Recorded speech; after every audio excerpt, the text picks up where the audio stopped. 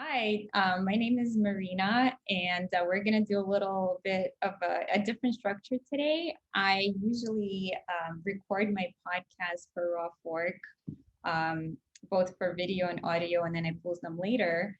But I'm here today with Dr. David Morcom, and we decided to change things up and do a Facebook Live. So here we are streaming live on Facebook, and we're simultaneously recording everything. So we'll post it later on the RawFork podcast as well.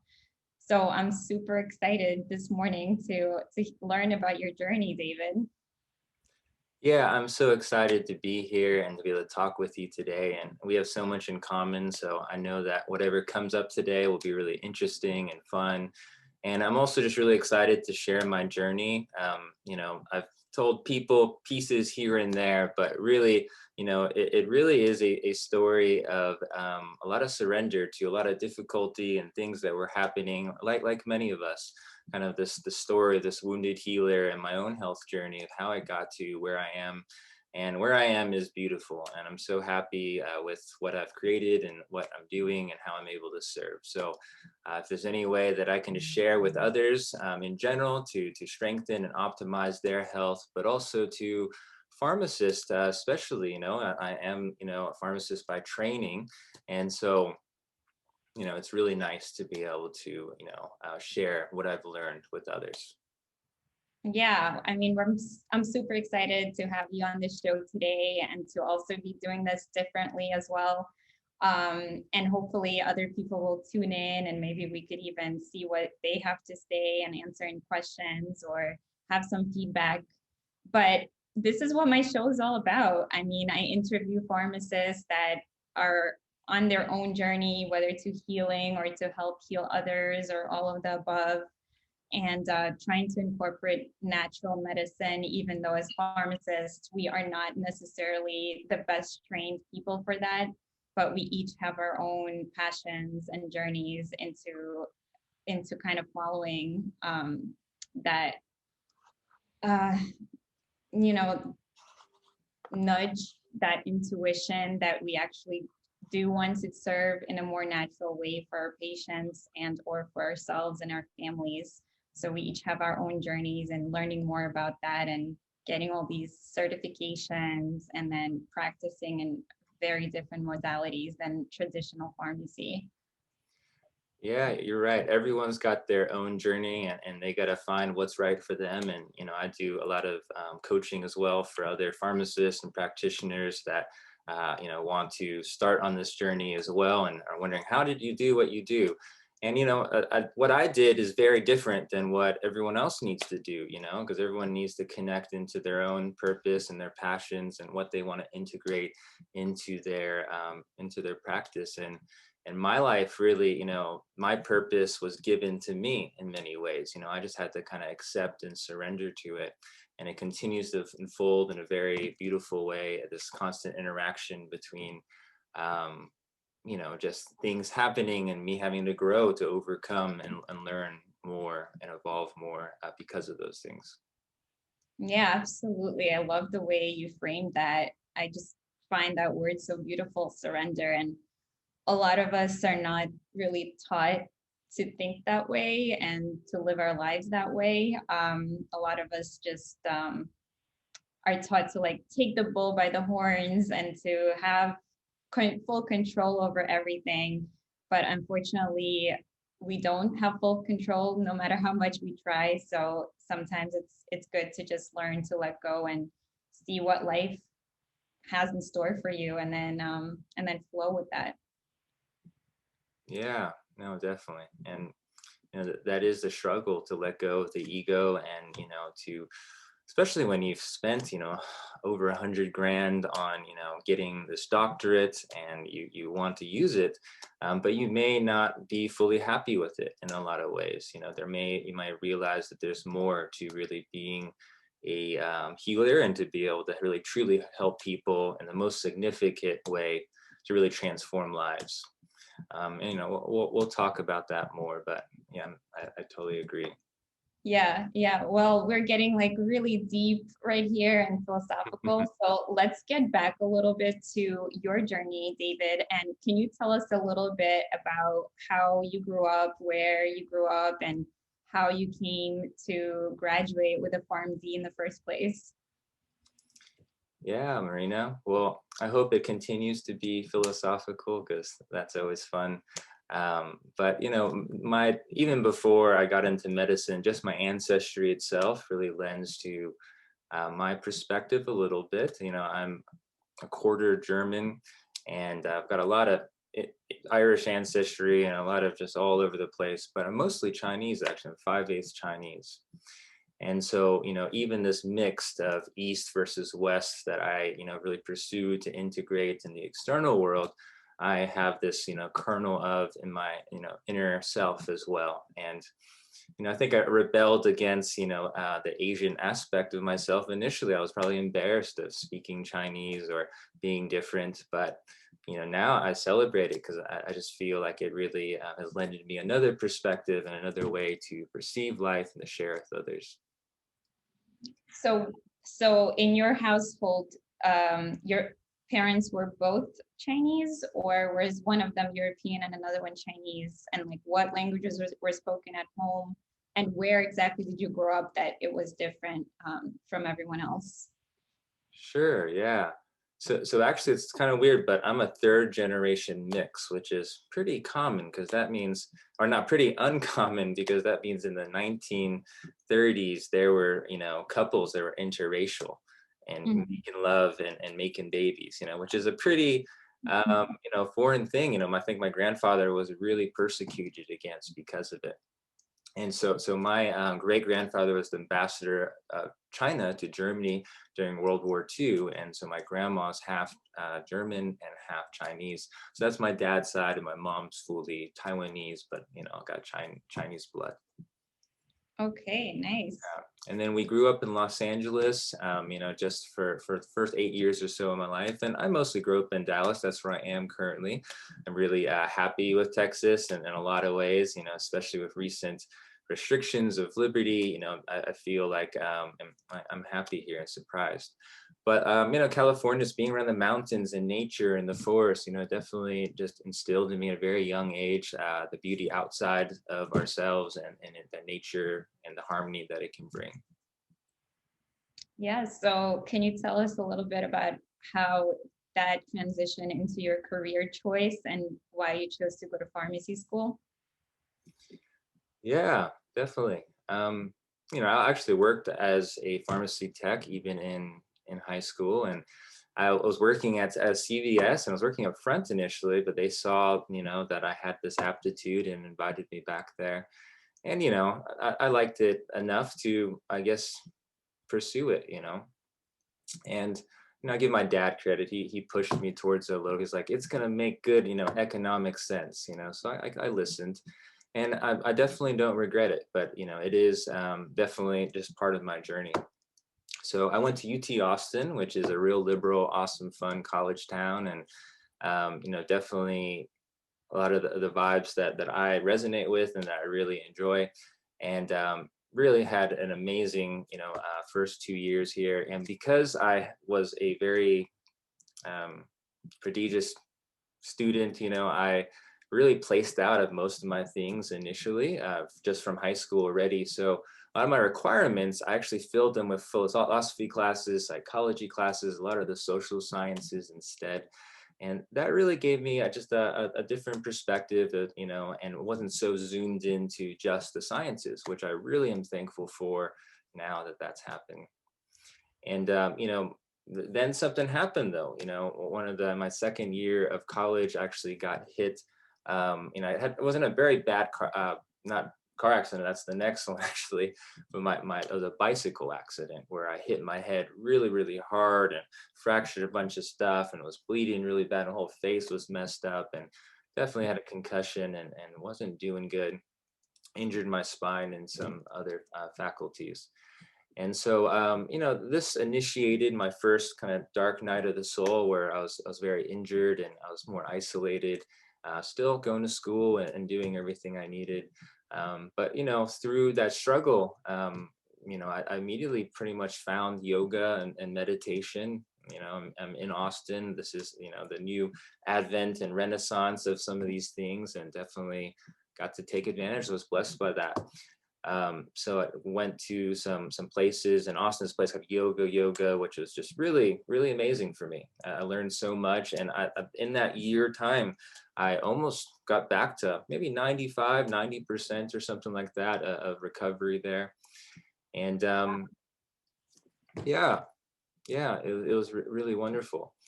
And so I realized during that period that just, I already was, a little ungrounded, that my mind, it was so analytical that I'd be so stuck up here, and to be ground my energy into my body, into my heart, was such an important thing for me, just because of my innate kind of out of balance and disposition. So that was important. Yeah, I could relate to many of those things. So in my college, which was St. John's University here in New York, we had to fulfill core requirement classes, even in pharmacy school. So Okay. they had us take English, philosophy, and biology, like 3 semesters of each. In order, Wow. yeah, even as pharmacists, we had to go through that, and because it's a Catholic university, so it was really interesting yet to be in those classes and get that perspective, even though we're studying like these hard sciences, but to balance it with the social sciences and explore like ethics and philosophy and moral values and write in different ways and read different things and poetry and all this stuff. So it made for a really well-rounded experience, I think, even though some of us were complaining along the way. But yeah, I think it definitely enriched us and gave us a different perspective rather than just very narrow-minded going towards a goal, because life is not narrow. So you kind of have to to have an optimal experience in life, it's nice to be open in different areas and experience things more fully that way rather than just focusing on one thing. And so regarding your yoga experience, that's amazing that you found it at such a young age, because, I find a lot of people come to it later on. And I'm wondering if you also had to take the allopathic approach to healing and what that experience was like, or did you find yoga right away and that was able to fill in the gaps? Yeah. Unfortunately, that wasn't my first accident, so I'm about to go into the second one, which was that really kind of just starkly put me on a new path.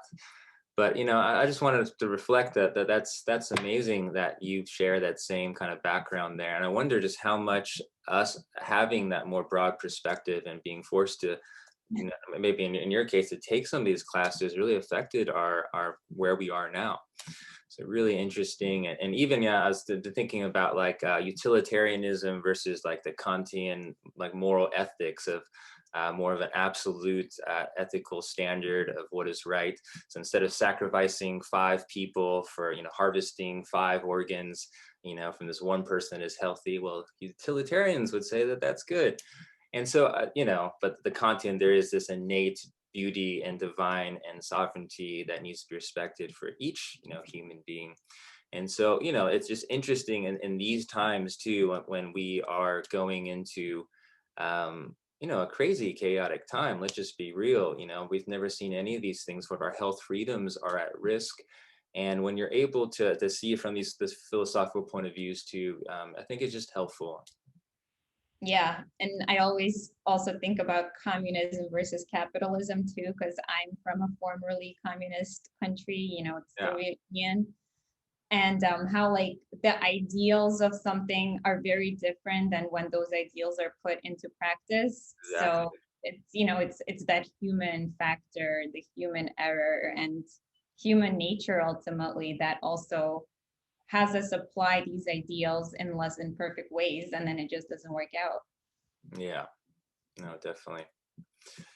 And so, after this first accident, I'm almost better, and I go to actually Greece, and I travel the world to almost 19 different countries right before I started pharmacy school. And so that was another big like breaking open of the head here for me. I loved mythology and Greek philosophy, and got to travel and follow Alexander the Great's trail all throughout Asia Minor and Greece, and that changed me 100%. I mean, my parents can say like I was totally different when I came back, and it was interesting moving into this pharmacy curriculum that was so intense and so analytical and so left-minded when I had just been so kind of focusing on the right-minded aspect.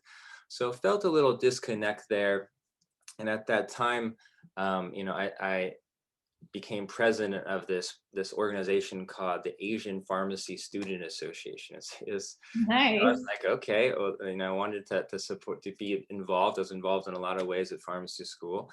But what I changed in, instead of promoting like Asian ancestry as the unifying factor, I made it more like the Asian Eastern way of looking at medicine in the world. Hmm. And so I would have different speakers that would come in from different integrative fields, whether it was like integrative pharmacists that were in town, the first, batch and generation of them, or, really having integrative doctors, MDs, acupuncturists and things, just to share with pharmacists to open their mind about the, philosophy of healing. And so, that was a really tremendous experience, and it continued after for at least a few years. I don't know if it's still doing the same theme. But during one of those, the night before one of these main meetings here, I actually get hit by a car while riding my bike home in Austin.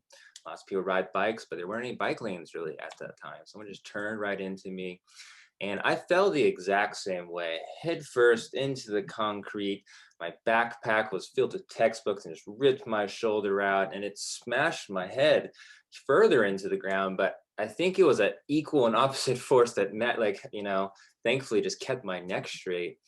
But I definitely had a concussion there, and I don't know what I was thinking. But the last time, you're talking about my experience allopathic medicine, the first time I just went to the hospital, and they gave me a tetanus shot and sent me home, and charged me $1,000 that I didn't have. So, this time I was like, I'm not going to the ER. They're not going to help me or do anything. So I'm just going to go home. And I remember just being pretty manic, actually. I mean, I didn't realize and recognize it at the time, but it was definitely just typical signs of a brain injury. And I had the meeting the next day, and I went, and I was wrapped in my head with like blood coming out, and I still went to do this meeting because I was hosting this integrative pharmacist that I loved and really, really, really, admired. And his name was Bill Swale at People's Pharmacy in Austin. And I don't know, we just really hit it off. It was a great meeting, even though I was in this really weird state, but he was really impressed that I even showed up, and he, like, that day, I remember he like took money out of the register at People's Pharmacy, invited me there to kind of just talk with me. And he gave me money to buy a new bike, and then he gave me a job that day. And so it was like this, definitely, that this is this moment in my life where it's like something terrible happens, but then there's just like really beautiful blessing that comes immediately. It's like instant karma. It's not this delayed thing that has to play out for months. So it's pretty interesting. Wow. I mean, I have a few comments. So first of all, I'm super impressed with your club. It sounds like it just fell into your lap, but you were pretty adept about managing it and changing it into another direction. So that's wonderful. We got so many more people just by switching it, because it's like everyone could join instead of just the Asian ancestry people. Yeah, it's almost like, we're all in America, so we all came from somewhere, but we could be unified by learning from those backgrounds rather than having to inherently be born from those backgrounds. Exactly. So that's amazing. And in my own school, I remember we had a club which focused on alternative and complementary medicine. So that's another thing we have in common, that it kind of exposes that, hey, other pharmacists are also interested in that. And, this is okay. This is like a niche, this is something that, is pharmacists recognize and want to learn more about. And it's, kind of validates it. Okay, this is awesome. I could be interested in this too. And yeah, our club president was super passionate about it. And I followed up with him later on too. So that's really cool. And secondly, with the accident, the fact that it happened the same exact way and similar injuries, I mean, maybe it's just because of the way you were riding your bike, and the fact that they're both bicycle accidents, but still, like, it's very interesting when things happen like exactly the same way. And perhaps like we didn't learn our lesson fully the first time. So this is like another chance to learn the lesson that you were meant to learn. Yeah. And there's the third time coming up. Oh boy. Let's keep on But going here. the second Right. time though, so I'm super amazed that you didn't have to go to the hospital at all. You recognized that you had a concussion and you were able to like wrap your injuries, but were you scared, or maybe your parents, at all, about like missing something like internal bleeding or some other thing that's super scary, so you have to get checked out by a doctor? Like, how are you so confident that your body can heal on its own? Yeah, yeah. And now I would have a more elegant, beautiful answer for you. But back then I was just young and maybe stubborn, and just again didn't want to one miss my thing the next day. I was just really really into that, and so I felt I could take care of myself well enough, and yeah, I think this probably plays a sense of my innate understanding of the body and its self-healing and trust and connecting into intuition within. Obviously, all these advanced diagnostics are amazing. We'll talk about that. And I'm very into the micromolecular and the biochemical and all the very, evidence-based aspects of our practice. But wow, when you combine that with the intuitive diagnostics and understanding of a patient in front of you in a very whole and all-encompassing way, based off your own experience and journey, wow, we can really expand upon that healing process. Yeah, but that takes a lot of guts, to just say, no, I'm gonna do it my way because I didn't like that other way. And then, assessing your own body, like you didn't really necessarily have a teacher or mentor that said, hey, we can stay home and I'll help you take care of yourself. Like, you did it all on your own. Yeah. Well, this goes into other kind of stuff, but it's interesting, I think, yeah, in traditional medical systems or all systems of learning, you have a guru or a teacher or some kind of guide. And I've definitely had those throughout my life, which we'll hopefully get to. But a lot of it as well, with the tools of the internet that connect us, and we have access to so much on ourselves. That if you have a curious mind and want to discover the truth, you can. And it's really opened things up. I think there's certain overload of information, but if you're really strong in intention and commitment to discover and learn, you can really educate a lot yourself. And you have to combine that, of course, and ground that into reality and your own clinical experience, and also with studying under people, of course. But it's just this beautiful thing. We have access to that to really help us and support us. Yeah. So, So let's and go. I gotta say, I think I just thought of it like the Google guru. I like the alliteration there. I don't like Google in certain ways now because of some of the silencing and censoring that are currently happening. But yeah, I think Google Scholar and a lot of these things, just being able to learn and just look at research and data very quickly to understand what's going on. And I feel like us as pharmacists, wow, we're in such an amazing position to be able to interpret all this new data and information, much of it not new anymore. Actually, it's been around for 10, 15, 20 years at least. But, we've really put billions of dollars into studying natural medicine at this point, and now it's a big industry, and we have all this data. And really, who is able to take advantage of this information to be able to bring this in and ground it into reality, into clinical practice? Well, there's a lot of us, but I would say, some of the alternative medicine aspects and herbalists that may not have some of the pharmacology background, Because again, there's a lot of herbalist programs, and some of them are really integrating a lot of this stuff right now, which is awesome. So you're seeing integration on all different levels here. But I think traditionally, a lot of them didn't have this background, and that makes it much harder to be able to interpret some of these things. But as a pharmacist, we have that ability to really understand the body at this biochemical macromolecular level, and we know how the drugs act, and we can just see that these herbs are so much more advanced in many ways. The beautiful synergy of hundreds of different compounds that all interact to have kind of this very broad effect on the body that is intelligent in a way. It's not just, for example, here, we might use elderberry. This has been a very big, I'd love to talk about this for a second. With COVID, they're saying no elderberry because it can increase the immune system. It has some immunostimulant qualities, and it can cause a worsening of the cytokine storm, which is the devastating aspect that really kills a lot of people with COVID-19. And so obviously that's a concern you want to look at, but they were basically taking just mouse models and just basic pharmacology, saying this creates an immunostimulatory effect. Well, it's not really an immune stimulator, it's an immune modulator, as you know, and it has a very balancing effect for this system. It's used in respiratory illness for thousands of years. And what's cool about this herb, it may have some immunostimulant qualities, but it also has tons of quercetin and vitamin C and other histamine stabilizing and anti-inflammatory antioxidants to be able to quench that inflammation that would be created.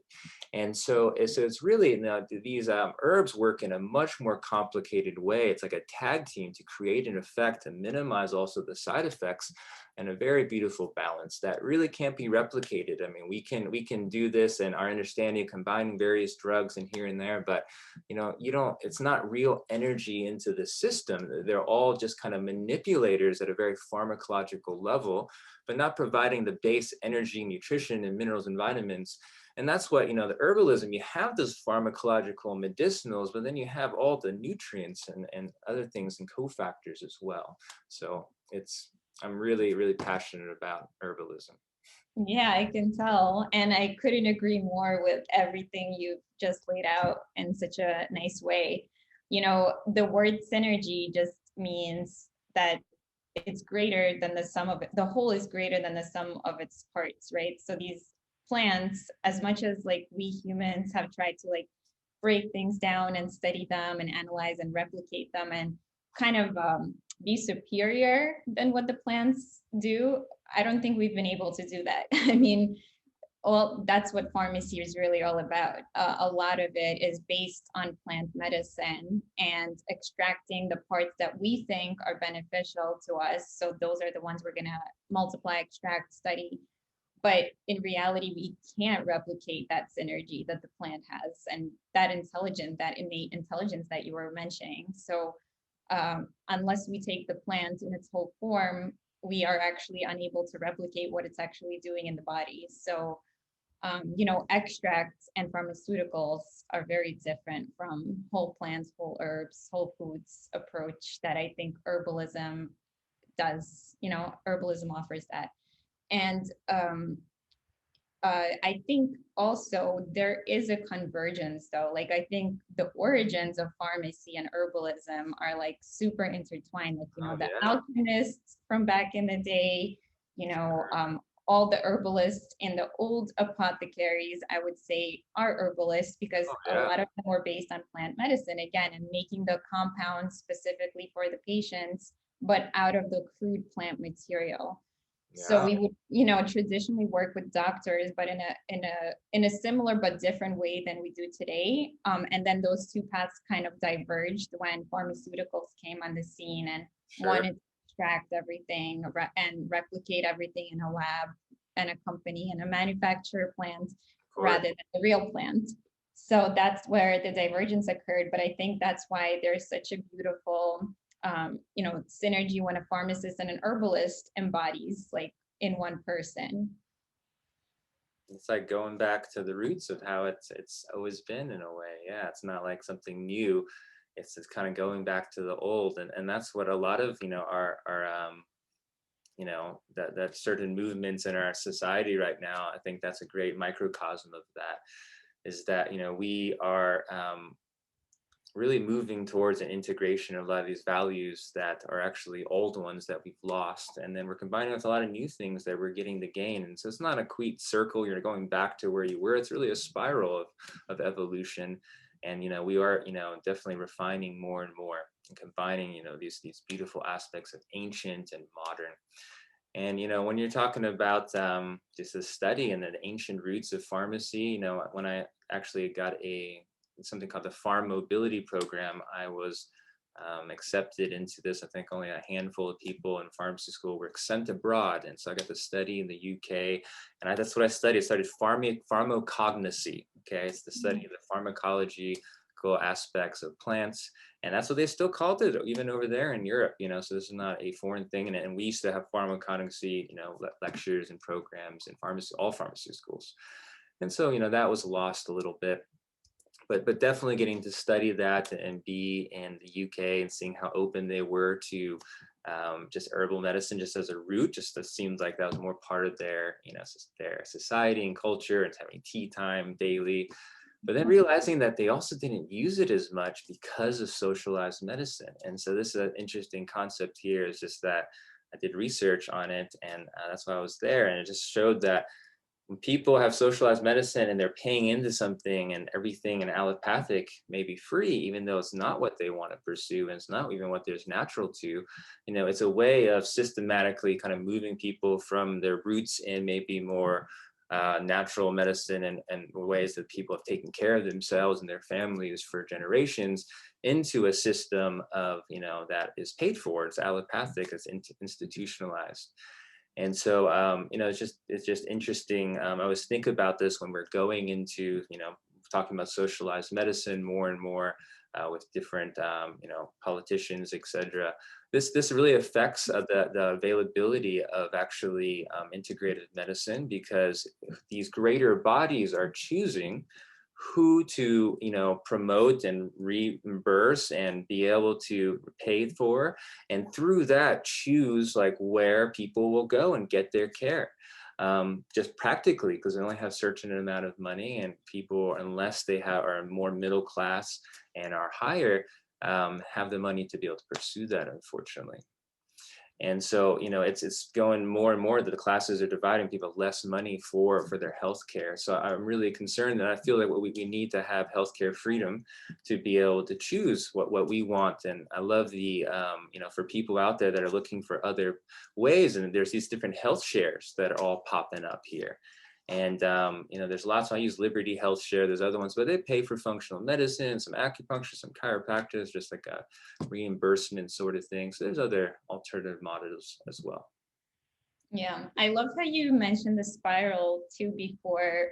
So the way I see it is like there are a lot of systems and institutions at work that made the world the way it is and shifted it from how it used to be. So like the masculine and the feminine aspects, and the patriarchy, and the church and religions, and where they put women versus men, and how allopathic medicine came about, and herbalism became on the fringes. And then even what you were talking about with free healthcare, versus here in America, it's not, but here everything is really governed by insurances. And like the way it sounds like such a good thing is going to help you with your healthcare, but then it really governs what kind of healthcare you really have access to, because Sure. If anything goes outside of their network, then you probably won't go out of pocket and pay for it. You'll just choose the one that you're going to get reimbursed for.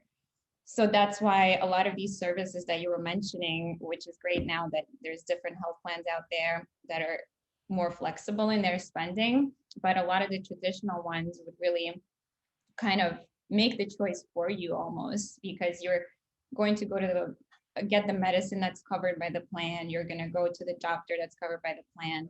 You're not going to go see anybody that's outside of that, because that's an extra cost for you and an extra burden financially. So it kind of, I feel like So there, all these options are out there still, but you have to search them out and pay out of pocket for them. And to be honest with you, they're actually going to be probably much cheaper in the long run than these insurance reimbursed services.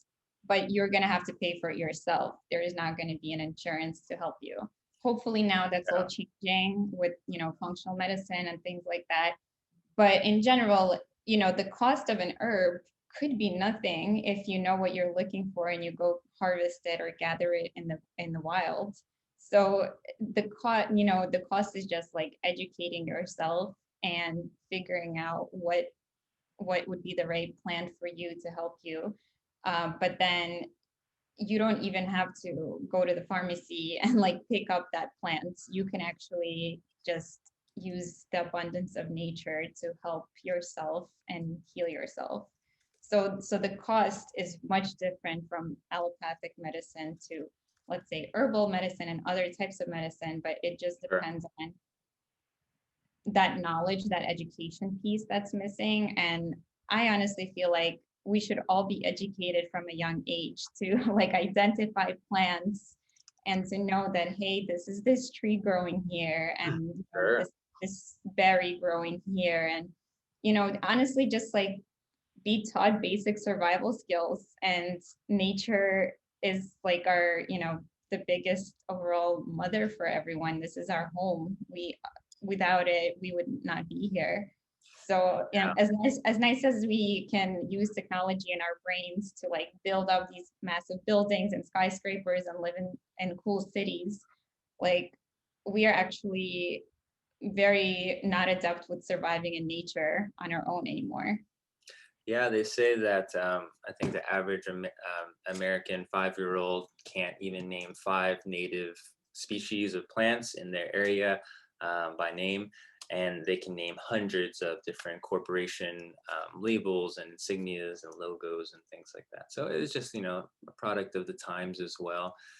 And, I think that regarding cost, I mean, I am a cash-based practice, and I really, really think that that's the way to go in a lot of ways. I mean, everyone's different again, but for me, that's been really great.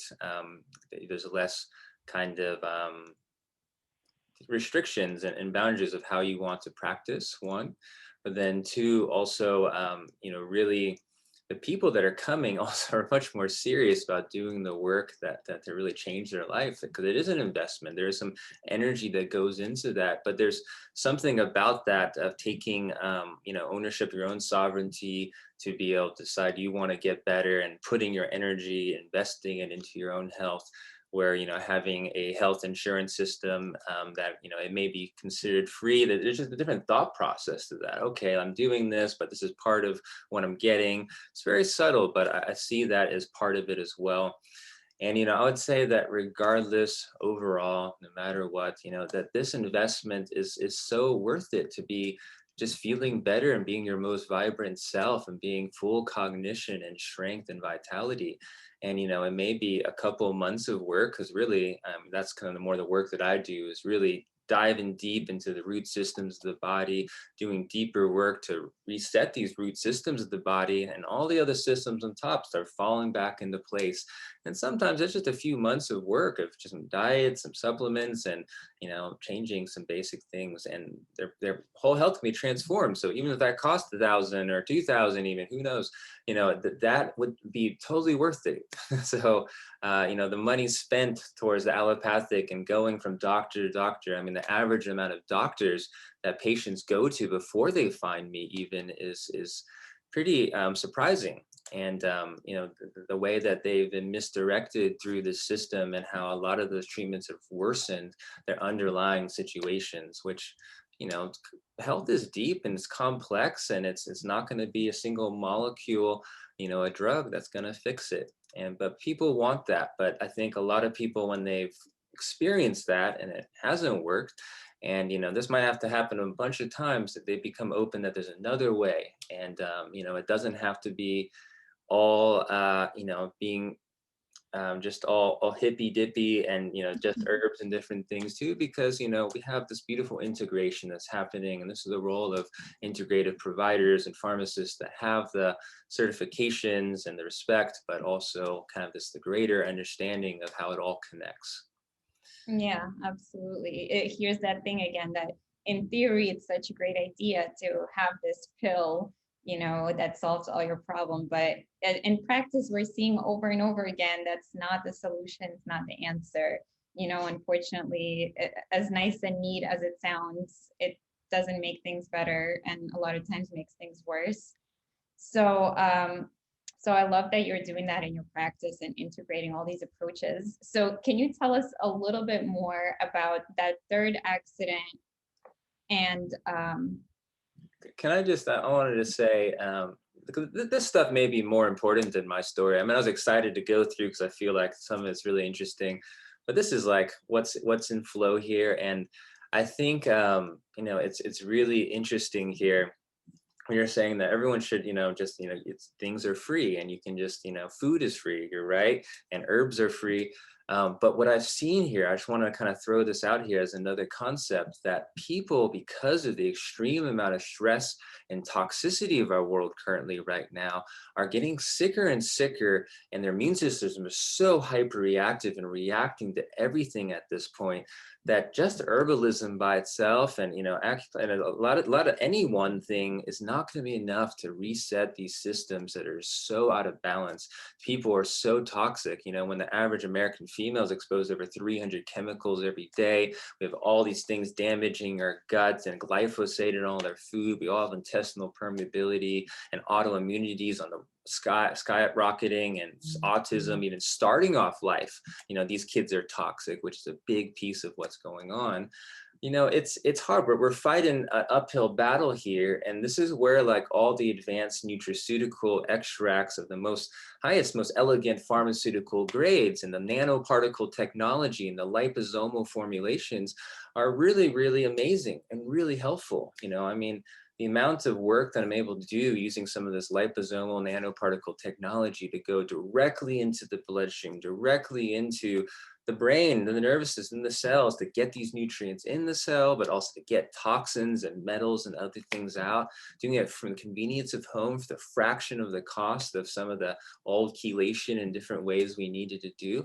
I mean, these are very elegant systems that are being formulated. This is, a step beyond, I would just say, regular herbalism through tinctures, etc. And wow, we really need it. I mean, these patients really a lot of times need quite a few things to be able to start really resetting things.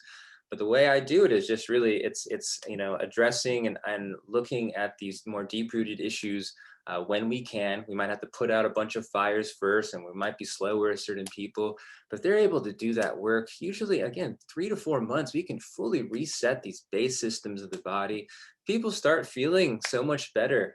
And I think this is a really good time to go into, I think, maybe some of the difficulty coming from the more Western allopathic as a pharmacist or a medical doctor, and just moving into more of a holistic framework.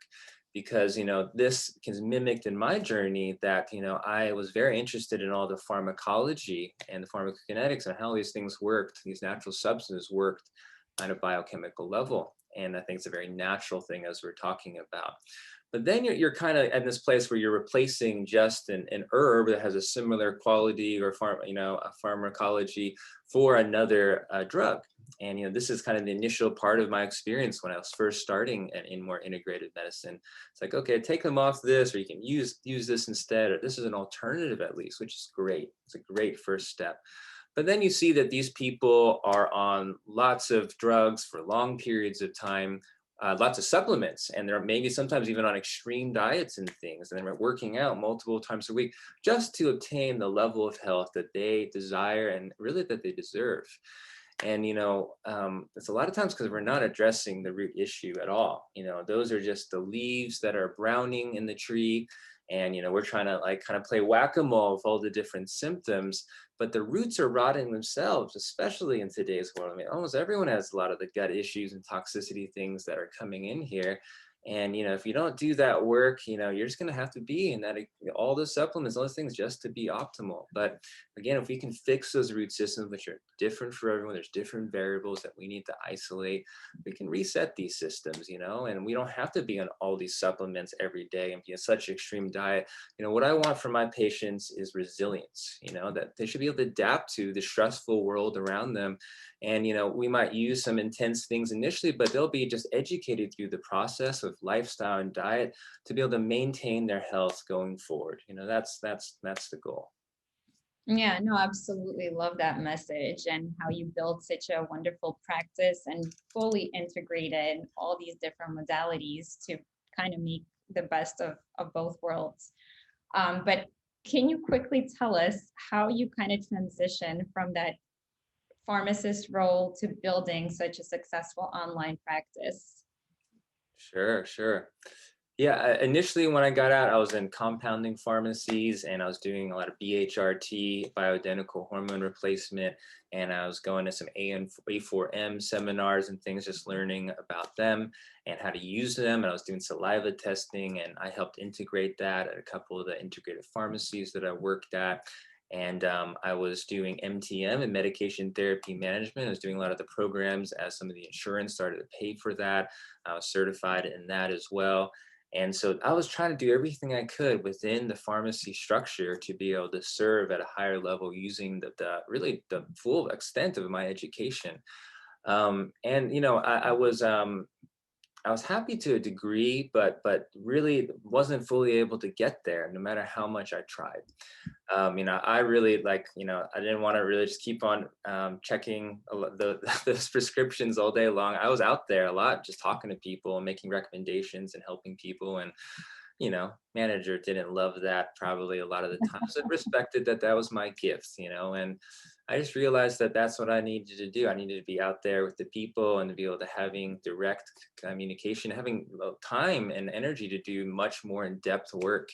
And really at that point, actually, I transitioned from a job and it just didn't work out, and I was kind of bummed out. But I at that point just traveled the nation because I had a break. I was like, I'm just going to go on a road trip, and went to all these national parks and visited a lot of the people from my ancestry that I'd never really met, learned about my own lineage, and listened to podcasts like entrepreneurship and starting my own business the entire time, for a month or two.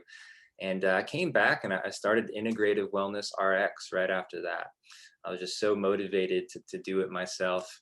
And, initially I worked part-time still as a pharmacist, and I was doing, the integrative wellness on the side. And I was just seeing anyone that I could see, anyone that needed help. I was going to help them using natural medicine because it helped me so much in my journey.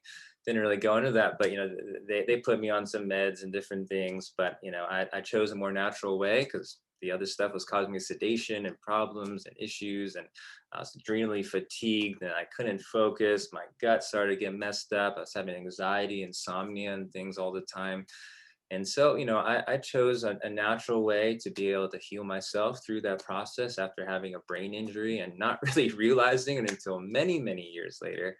And then, I really just wanted to share that with others. And with every person, I would, take a full time and do the full research and the learning to really help that person. And every single person I did that with, I just gained more and learned more. And all the healers that I learned from actually through my healing journey, I feel some of their wisdom and energy was imparted onto me as well.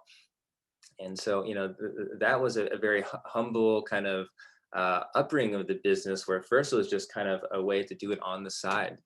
And, you do it for cheaper. You might, ask for a review or something. I think that's always a good tip for other pharmacists and people that are just starting off.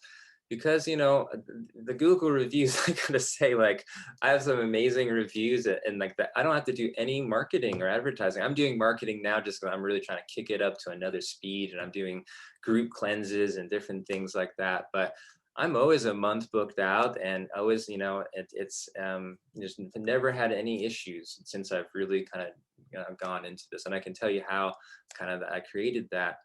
But yeah, I will say that that's definitely it's a blessing. Wow, thank you for sharing that with us. Now, we only have like a couple minutes left. Would you mind going into a rapid fire round with me? Sure, sure. Okay.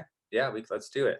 All right. So, number one question is, you mentioned going to the root cause for everyone's illness and, having an individualized approach for them, which I totally honor and respect. But you also mentioned that a lot of us are just suffering from the same kind of like gut health issues and toxins in our world. So, what's like that number one unifying cause and perhaps a solution that you can offer to people in today's world and in their health journey?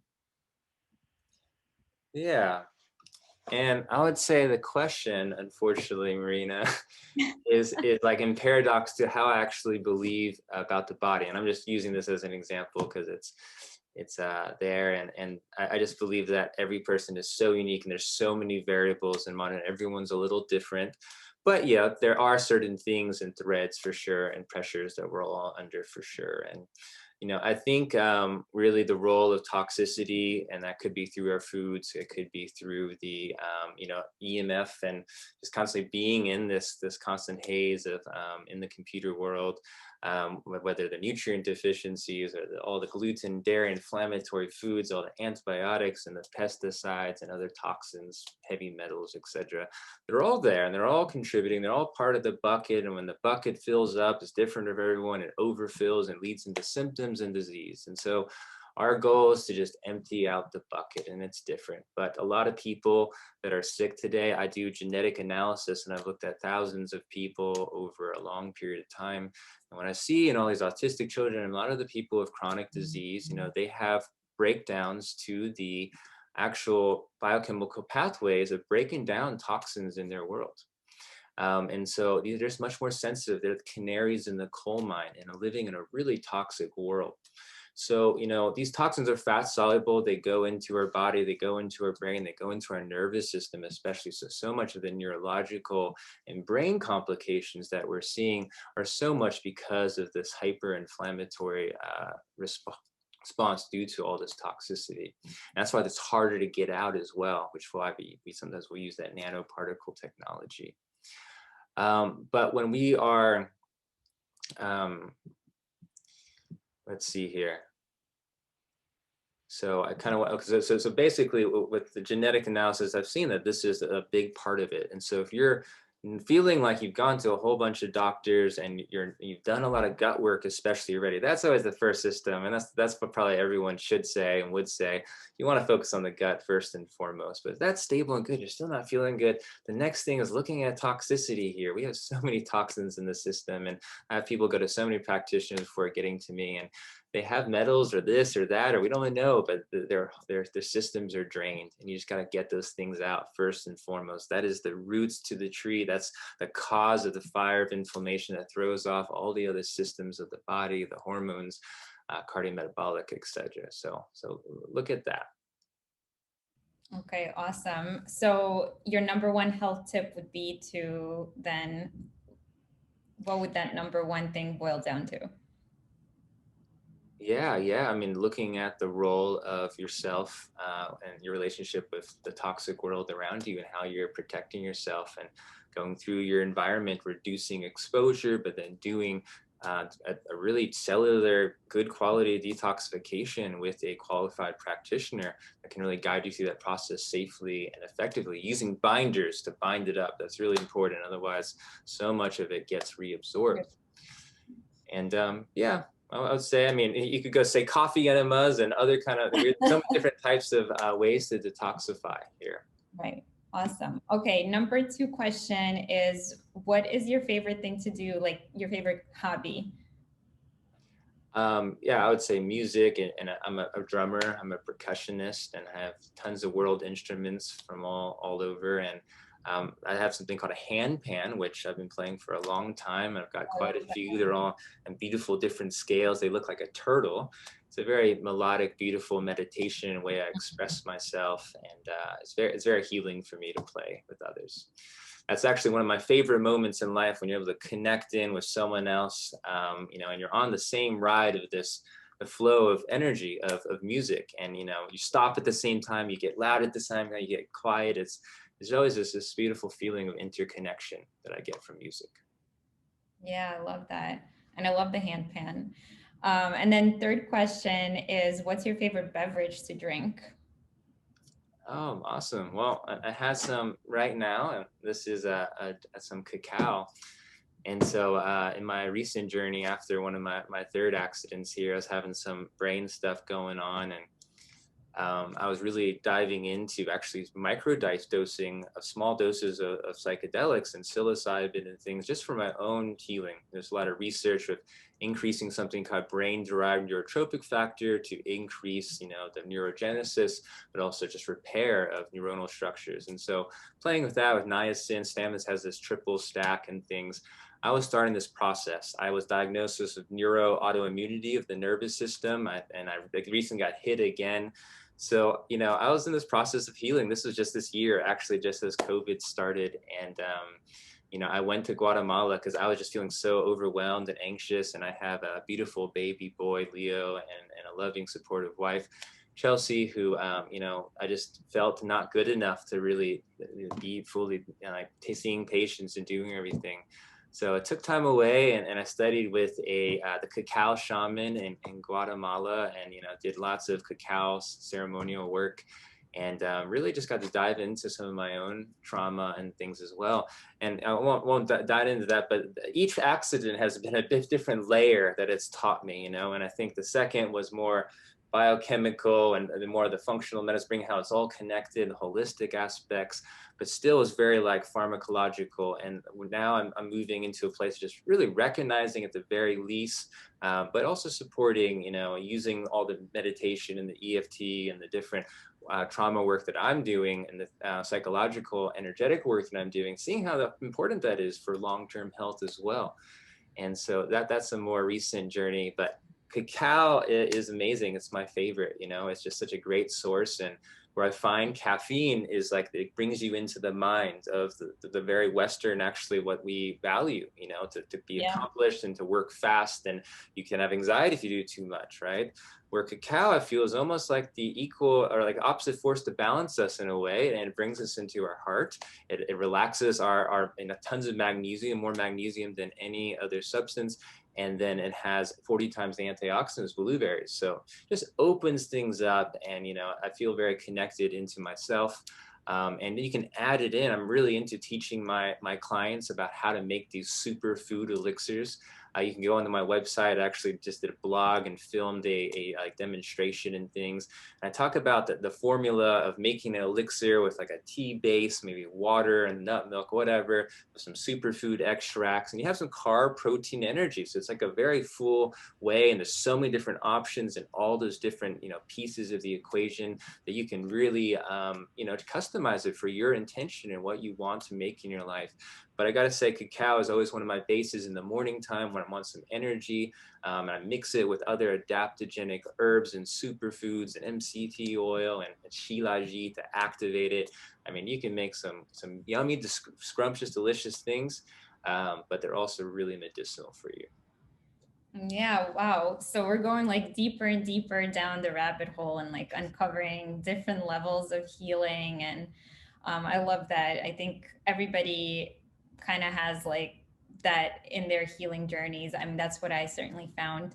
And you actually led right into my final question, which is how can people learn more about you and get in touch with you? Yeah. And so, especially with COVID as a impetus, I've done what I've wanted to do for many, many years now, is that I just recognize that a lot of the healing and functional medicine really is very expensive sometimes, actually, for a lot of people. I serve a higher kind of demographic. And I'm really trying to make functional medicine more available for a wider array of people. And so what I'm creating right now is just doing these community cleanses with people. And it's called the Vibrant Life Community Cleanse. You can go see it at drdavidmorcom.com. And it's a way that, we do really deep work, 1 month of really good gut work to teach you and show you how this is done. And then we do 1 month of really good cellular detox to get these toxins out. And some people may need to do a little bit more of that, but they have the framework there of what they need to do and ways to be able to individualize it. I kind of make it like a choose your own adventure where there's like this thing, but there's modifications based off symptoms and things. And we have weekly calls as well where people are able to sit in and ask me questions. And we have other practitioners, and each week we sit and we learn about a different area of the body. We take this kind of field trip around the body and the different systems that are most important for our health. And we have mindfulness that are integrated, and we have food demos and things like that, and handouts and everything else. So this is what I'm creating and I'm really passionate about, because I'm able to see so many more people and I'm able to offer it for a price that's just really just the cost of the supplements, where I don't have to charge for any of my time or consultations, because I'm just charging the regular cost of what it would cost to buy the supplements in the first place. I feel like this is a really beautiful model, and I think this is a way we can help and serve more people for other integrative practitioners interested. Happy to share my experience there. But yeah, you can go to www.drdavidmorcom.com, and that is the Vibrant Life Community Cleanse. We're starting again in February. I'm also doing some monthly just give backs where as in my service of different topics once a month as well. And then also, you can go to my website, www.integrativewellnessrx.com, and that's for my clinic and learning more about what I do and how to book an appointment, etc. All right. Well, awesome. Thank you so much. That community sounds super wonderful, and I can't wait to check it out too. So, again, thank you for your time today. I'll have all the links in the show notes when I post the podcast, and I definitely want to keep in touch and learn more from you. Yeah, maybe we'll do a part 2 sometime. We only got through part of it. Yeah, but it was a good chunk. Thank you so much. That was great. Yeah, talk to you later. Thanks, Bye. Marina. Have a great day ahead. Bye.